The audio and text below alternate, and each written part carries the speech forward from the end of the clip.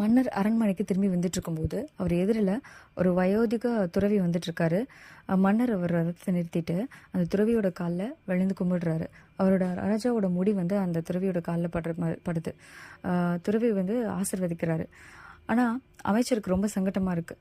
எவ்வளோ பெரிய ராஜ்யத்தோட அதிபதி, உலகமே வியக்கிற ஒரு பேரரசு போய் இந்த பரதேசி காலில் விழுகிறாரு, முடிவை பாரு ஒரு காலில் விழுது அப்படின்னு சொல்லி யோசிச்சுட்டு இருக்காரு. கோபமும் எரிச்சலும் இருக்குது. அரண்மனைக்கு போனதுமே மன்னர்கிட்ட அவரோட வருத்தத்தை வெளிப்படுத்துறாரு. அமைச்சரோட பேச்சு கேட்ட அரசர் வந்து சிரிச்சுட்டு எதுவும் பதிலுமே சொல்லலை. அவர்கிட்ட ஒரு உத்தரவு மட்டும் போடுறாரு. மந்திரியே, ஒரு ஆட்டுத்தலை, ஒரு புலித்தலை, ஒரு மனிதத்தோட தலை 3 எனக்கு வேணும் அப்படின்னு சொல்கிறாரு. நம்ம என்ன சொல்லியிருக்கோம், இவர் என்ன இப்படி உத்தரவு போடுறாரு அப்படின்னு அதிர்ச்சியாக இருக்குது. அவர் சொன்ன மாதிரியே ஆட்டுத்தலைக்கு அதிக கஷ்டப்பட தேவையில்லை, கறிக்கடையிலே கிடச்சிரும். புலித்தலைக்கு கொஞ்சம் அலைய வேண்டியிருந்தது, கடைசியில் ஒரு வேட்டுக்காரன் கிட்டே கிடச்சிருச்சு. ஆனால் மனுஷத்தலை உயிரோடு கிடைக்கிறது ரொம்ப கஷ்டம். அதனால் என்ன செய்கிறதுன்னு தெரியாமல் யோசிச்சுட்டு இருக்காங்க. அப்புறம் சுடுகாட்டுக்கு போயிட்டு அங்கே புதிச்சிருந்த ஒரு பிணத்துலேருந்து ஒரு தலையை எடுத்துகிட்டு வராங்க. மன்னர்கிட்ட கொண்டு போய் கொடுக்குறாங்க. 3 தலையிலையும் பார்த்த அரசர் வந்து சொல்கிறாரு, சரி இந்த 3ஐயும் சந்தையில் விற்றுட்டு பொருளாக்கிட்டு வாங்க அப்படின்றாரு. மன்னரோட கட்டளைப்படி சந்தைக்கு போயிட்டு ஆட்டுத்தலை விற்கிறதுல எந்த சிக்கலுமே இல்லை. பதிலுக்கு பணமும் கிடச்சிருச்சு. புலியோட தலை வாங்குறதுக்கு யாரும் வரல. அதுக்கப்புறம் வேடிக்கை பார்த்துட்டு இருந்த ஒரு வேட்டைக்கு ரொம்ப பிரியப்பட்ட ஒரு பணக்காரர் வந்து வாங்கிட்டு போயிடுறாரு. ஆனால் மனுஷத்தலை யாருமே வாங்கலை. இப்போது மனுஷத்தில் தான் மிச்சம் இருக்குது.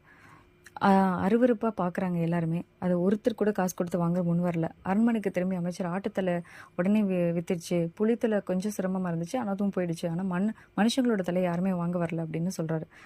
சரி, யார்கிட்டயாவது இலவசமாக அதை கொடுத்துட்டு வந்துரு மனுஷ தலை அப்படின்னு சொல்கிறாரு. ஒரு நாளெல்லாம் அலைஞ்சு தேடி பார்க்குறாங்க, ஒருத்தர் கூட இலவசமாக வாங்கலை. அமைச்சர்கிட்ட கேட்குறாரு, இப்போது நீங்கள் இதை வச்சு நீங்கள் என்ன கற்றுக்கிட்டீங்க அப்படின்னு மந்திரி கிட்ட கேட்குறாரு. அமைச்சர் எந்த பதிலும் சொல்லாமல் அமைதியாக இருக்காரு. மனுஷனோட உயிர் போயிட்டா இந்த உடம்புக்கு மரியாதை எது?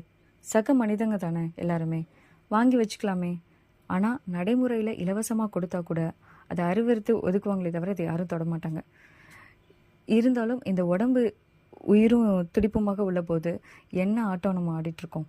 செத்த பெண்பே நமக்கு மதிப்பே கிடையாது அப்படின்றது நமக்கு தெரியும். ஆனால் உடலில் உயிர் இருக்கும்போது நம்மக்கிட்ட இல்லை அப்படின்னு உணர்ந்தவங்களுக்கு அவங்க தான் ஞானிகள்.